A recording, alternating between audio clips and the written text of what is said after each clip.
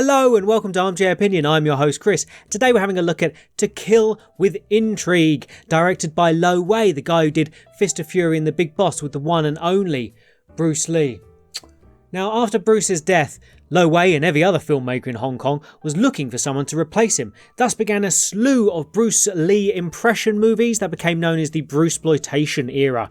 Now, one of Lo Wei's attempts at finding a replacement was a young actor, stuntman, mascot of this show, Jackie Chan, who he signed into a multi-picture contract with, starting with a movie called New Fist of Fury. Jackie would go on to star in several more Lo Wei movies in the late 70s, and To Kill With Intrigue was the third movie that they did together. But what's it all about, and is it any good? Well, we start with a young woman named Ching Ching as she flutters merrily through the fields to her waiting lover, a young and rather dangerously eyebrowed Jackie Chan. She's pregnant and he's the father, only he mocks her, slaps her face, sending her away forever. That's a really weird introduction to our hero, but okay. Next thing we know, he's going home where his dad is partying it up with his pals, like having a good time, right? But Jackie comes storming in with his serious eyebrows, tells everyone to jog on, guys. Party's over. Why is this guy such a massive dick? Turns out it's all just a ruse. 15 years ago, his dad made enemies with the Bee Faces, which is a great name if you're going to have a clan. They're finally out for revenge, and they'll be there soon. And that's why Jackie was assaulting his baby mama. He was just protecting her in a really weird and unnecessarily deceitful way. Strange way to treat a human, but okay. With the party guests out the way, only Jackie, his mum and dad, and the few remaining loyal subjects will die in their inevitable massacre. Now, the Bee Faces, they're pretty great. If you're going to murder a bunch of people in their homes, you're probably just going to get on with it. Not the Bee Faces. These cats are mystic as all hell. This dude comes back for his severed hand and then zigzag teleports his way out. It's mine.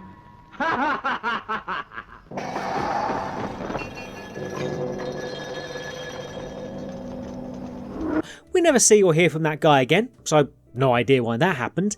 And then these guys show up in a bunch of floating coffins.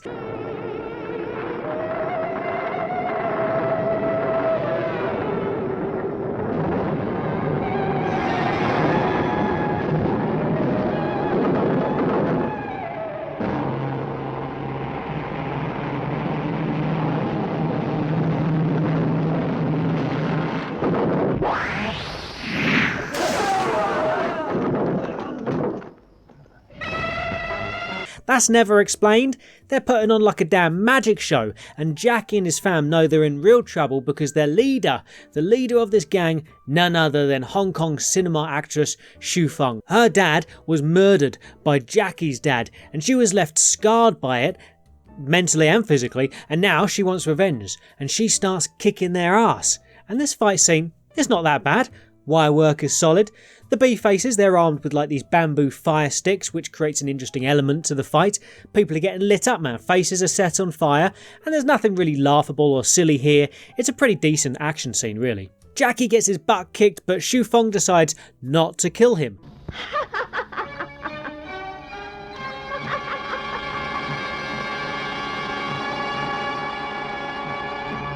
Now, Jackie's going to find his Ching Ching, who he asked his friend, Jin Chuan, to look after. I'm not Shaolei, I'm Shen Chuan. Now, Jackie looks for them at Jin Chuan's house, only they ain't there. But during the night, Xu Feng shows up, baby, and she tries to convince Jackie, don't waste your time looking for Chin Chin. You're better than that, Jackie. You lost your home and your parents. So if I were you, wouldn't waste time on a girl. Not worth it. You're not me. I'm a man. Oh, no. You're no man. What am I? I tell you, you're a beast. And then, out of nowhere pretty much, Pete then hallucinates that Xu Feng is Ching Ching, and it's kind of implied that they have sex. I'm a beast. I'm a beast.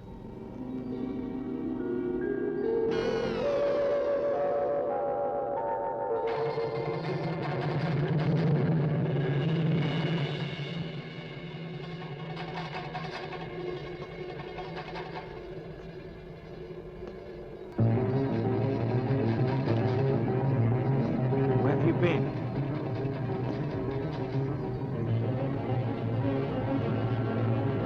Where have you been?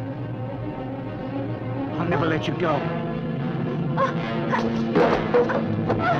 Presumably Xu Feng has dedicated her life to revenge, never having felt the warm embrace of a man, because for some reason she becomes obsessed with Jackie, and God knows why, because the guy is no fun at all. He's as serious as his eyebrows are pointy, his character is incredibly dour, but apparently Xu Feng is into that sort of thing, so to each their own, I guess. The next day the three amigos show up and try to kill Jackie. This fight ain't bad either. Not easy doing a traditional martial arts fight in a small room, especially when three of your characters have great big swords, or in this dude's case, a couple of deadly looking feather dusters. There's some pretty clever use of the space here. I think these days the fight would probably be more brutal, with them all smashing their way through the house. Here they've used acrobatics and wireworks to have the actors leap around the house with a light foot. It's quite cleverly done. It's well shot as well, and having Jackie willing to throw himself through windows and such certainly adds to the impression. Of course, we're spoiled for this kind of thing now. We've seen Jackie do countless stunts, but back then it wasn't as common for the lead star to throw himself out of a window. Now they defeat Jackie using poison, and we learn that these hombres are from the Bloody Rain Gang, and they've been hired by a guy called Fourth Dragon to find Jin Chuan, who stole the governor's goods that Fourth Dragon was hired to transport. Only Jackie's the wrong guy, so Fourth Dragon, he's a decent man, so he doesn't let the Bloody Rain Gang kill Jackie. But they're determined to kill him, because he killed one of them during their fight. But Fourth Dragon stops them, and he fights them off, and they limp off, swearing one day they will get their revenge. Fourth Dragon helps Jackie recover, and he wants to befriend him. But Jackie, well, he acts all sullen and stubborn like the man-child that he is, and he storms out, demanding that he just continues his search for Chin Chin. But he can't find Chin Chin. It's very frustrating for him, the poor sausage. So he pops a squat by a tree and has a little private cry. Only it ain't so private, because who should be squatting on a branch nearby? That's one of her favourite things to do, by the way. It's his crazy stalker, Xu Feng. I'm just a beast. Just a lousy beast!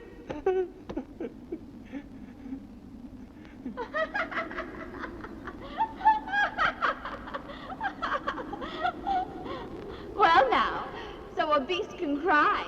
And she starts mocking his tears. And to really confirm that she's completely doolally, she can't believe that he's not into her and that he's still obsessed with this Chin Chin character. You only think of her, never look at me. I'm a girl. You don't ever ask my name. I'm Ting Chang Yen. Ting Chang Yen! Ting Chang Yen! I mean, sorry love, but didn't you kill his parents and you've been stalking him and mocking him every chance you get? Not sure what he's supposed to find so appealing about you.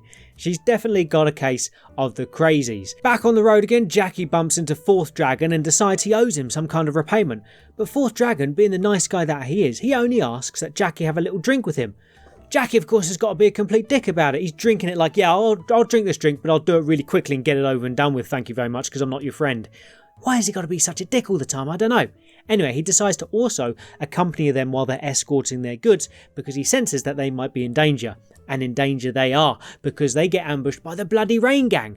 And Jackie, the lunatic, he decides to take them all on by himself, like 5 guys or something. Now this fight's alright as well, but here Jackie just doesn't seem to be giving it his all. It feels like he's doing a lot of flailing around and not showing an awful lot of power in his martial arts. In fact, the whole thing feels a bit more like a rehearsal than the final take of the choreography. This is a little unfair in comparison, but let's take a fight scene from a Jackie Chan movie or a Sammo Hung movie from the 80s, say, and you can see that the action choreography is superb.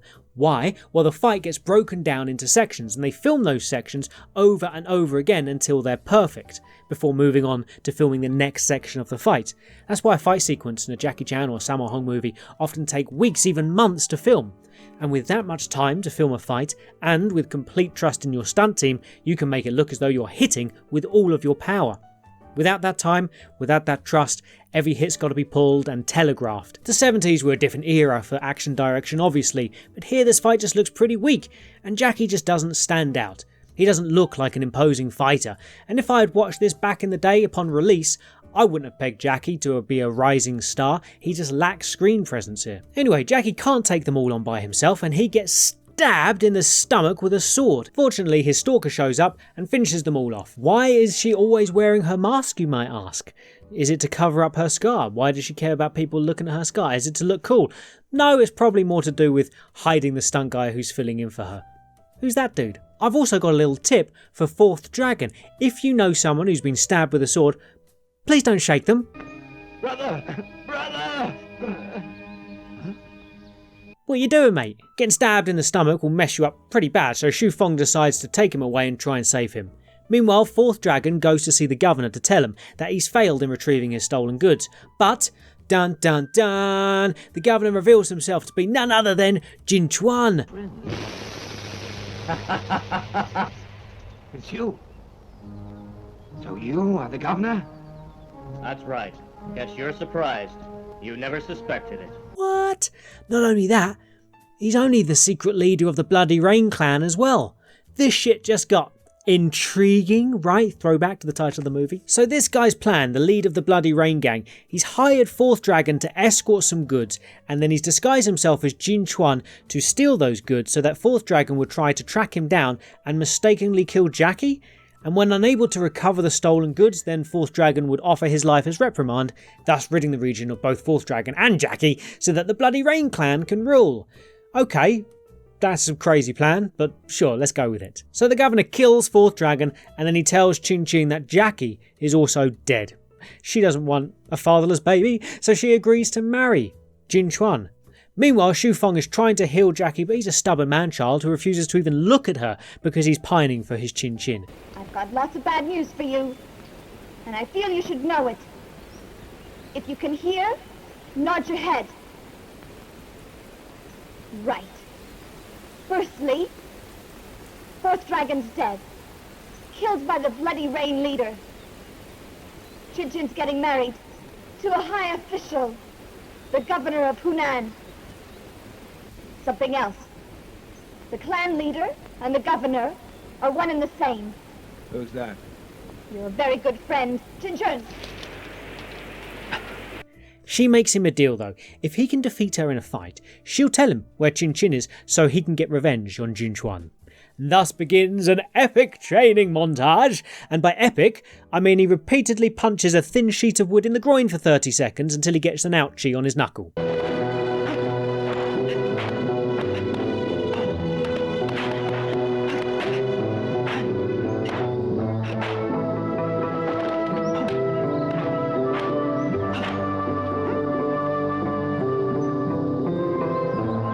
He tries again to delete Xu Feng, but he's unsuccessful, so she makes him eat a hot piece of coal.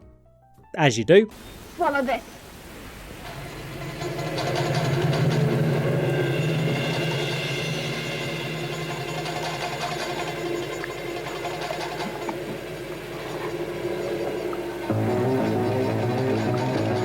He's undeterred by his failure, he ups his game by practicing, this time on a flimsy stuffed man doll.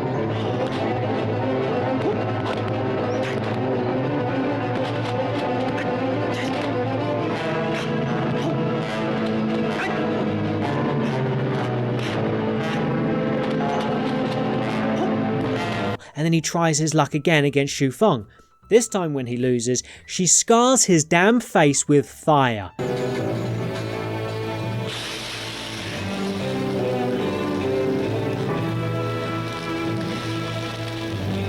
Back to training against the flimsy doll, except this time his face is now messed up, man. He tries again, he loses again. She makes him drink what he thinks is poison, and when he does it willingly, she realises just how determined he must be to win back Chin Chin.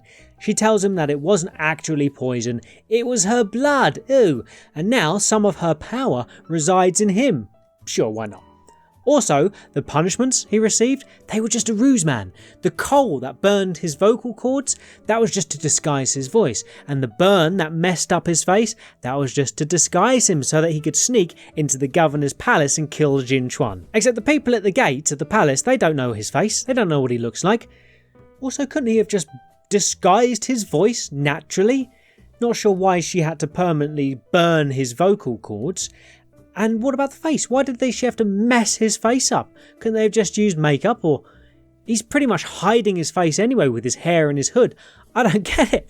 But she's a complete and utter psychopath, so I shouldn't be surprised really, should I, that she comes up with the world's dumbest plan to sneak into the governor's palace. Anyway, for all her hard work of scarring him for life and beating the living shit out of him, Jackie thanks her for everything she's done and that he'll never forget her. I know. I can never pay you. for all you've done. But I'll never forget you.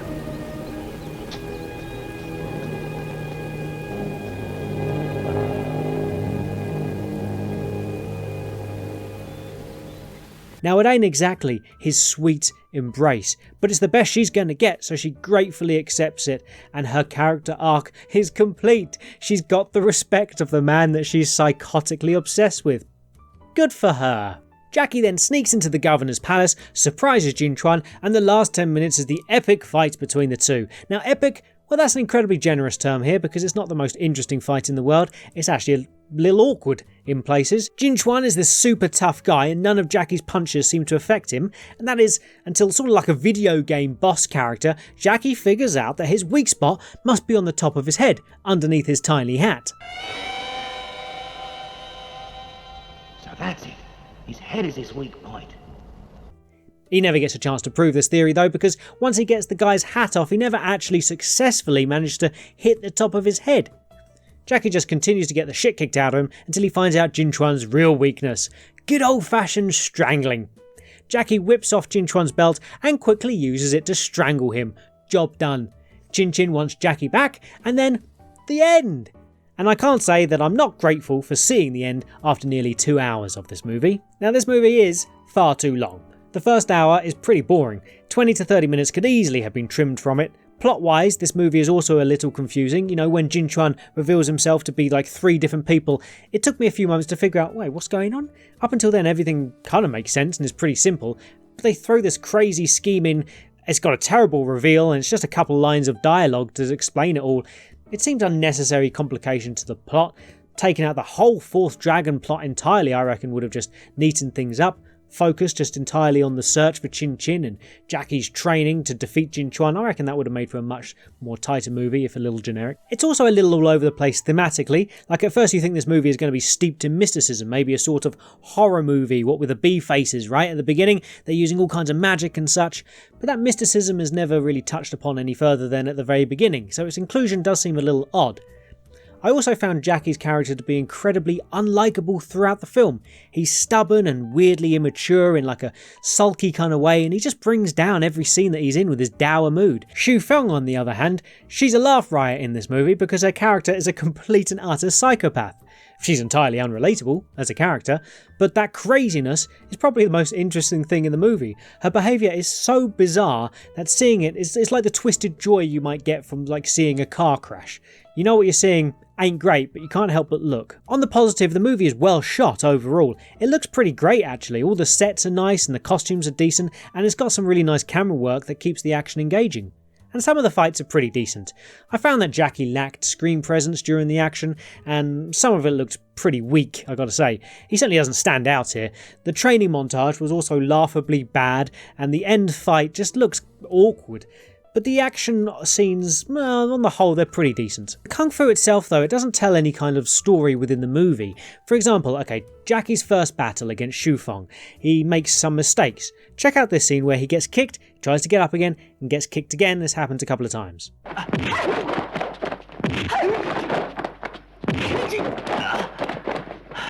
He's not learned from that because he does the exact same thing at the end of the movie against Jinchuan.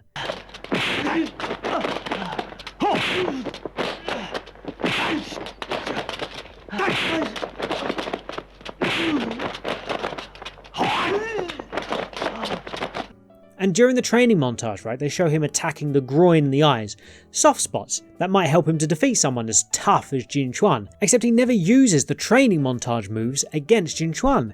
His martial arts, in fact, is pretty much unchanged throughout the movie. He hasn't learned anything that helps him to defeat someone more powerful than him. He just gets his ass kicked until out of nowhere he takes the dude's belt off and strangles him. So while the action isn't bad, there also isn't a story being told within it. It just ends up feeling like a series of action scenes that honestly could be from several different movies. So to sum up, the plot is needlessly complicated, the movie is too long, and the action has little coherency to it. Jackie doesn't have much screen presence and his character is pretty unlikable. But the movie is well shot, it looks pretty nice, and there are a couple of good action scenes to enjoy. It's very competently made. It's just not particularly enjoyable. Okay, so what about the release itself, the Blu-ray from 88 Films? Well, it is fantastic. The quality is superb, the image looks beautiful, the audio is clean and fresh, the whole thing has been so lovingly cleaned up. The presentation's great, all the menu systems look nice, and the artwork on the cover is fantastic. 88 Films have done a wonderful job of restoring and presenting this movie, just like they have with all their Jackie Chan movies. I absolutely love them for it. This is definitely not Jackie's best movie, certainly not his best in the 70s era of movies, and that's what makes it so much more special that it's been treated so lovingly. I reckon it's a worthy addition to any collection, but it's definitely a must-have for a Jackie Chan collection. So do yourself a favour and pick it up. I was late to the party with this one, but I still got lucky and managed to get it with the limited edition slipcover, so you might get lucky as well, who knows, because the cover is pretty darn sweet. But as always on this channel, we want to get Jackie Chan's opinion, and I want to get his opinion on his very own movie, To Kill With Intrigue. So Jackie, what did you think of your own movie, To Kill With Intrigue? Cannot remember, but most important, you remember. Thank you, Jackie. Thank you as well so much for watching. And if you liked the video, take a moment to hit that like button like a knuckle to the groin. Please subscribe to see more reviews, and I hope to see you in the next one.